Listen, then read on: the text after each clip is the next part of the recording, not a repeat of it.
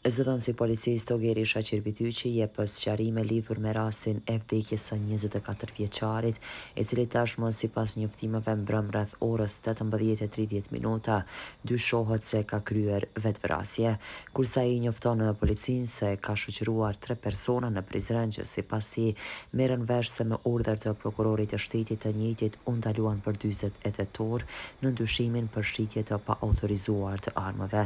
Arrestimi i tyre erdhi pasi që vdiq i riu që dyshohet se e pësoi nga një armë zjarri ilegale. Rreth orës 18:30 dy persona tani të dyshuar, njëri moshës 23 dhe njëri moshës 24 vjeçare, kanë ardhur në stacionin policor Prizrenveri dhe kanë raportuar se janë takuar me personin të tani viktima në një lokacion mbi fshatin Lubisht, në afërsi të rrugës një zonë malore. Aty qëllimi i takimit ka qenë se këta kanë ofruar për shitje një armë zojare, pistolet. Tani viktima tani posa ka marrë në dorë armën, pistoletën, ka shtën 3 herë në tokë, ka provuar armën dhe pastaj ka hapur zjarr në drejtim të vetes së tij. Policia pasa ka marrë këtë informacion, me njëri nis patrollën në drejtim të Vendit është njoftuar dhe emergjenca mjekësore, të cilët kanë dalë me Vendit dhe mjeku kujdestare ka konstatuar vdekjen e viktimës. Pastaj janë njoftuar të gjithë njësitë përgjegjëse që merren me hetime raste të tilla, si dhe prokurori i shtetit.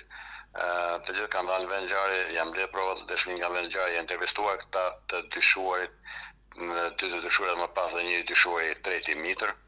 Dhe në ndërkohë me orë prokurori janë mbastisë edhe shtëpi të këtyre dy personat të dyshuar dhe pas përfundimit të gjitha ekzaminimit nga vendi i ngjarjes, trupi pa jetë më orë prokurori të dërguar në Institutin e Mjekësisë Ligjore në Prishtinë, ndërsa 3 dyshuarit janë ndaluar, por këta janë ndaluar për veprën penale importi, eksporti, furnizimi, transporti, prodhimi, kambimi, ndërmjetësimi apo shitja pa autorizuar e armëve apo materialeve plase. Këta janë të dyshuar për këtë vepër penale për shkak se ja kanë ofruar për shitje armën e zjarrit të cilën tani më viktima ka kryer vetvrasje. I kanë emëruar 2 persona të dyshuar të cilët ja kanë ofruar për shitje pistoletën.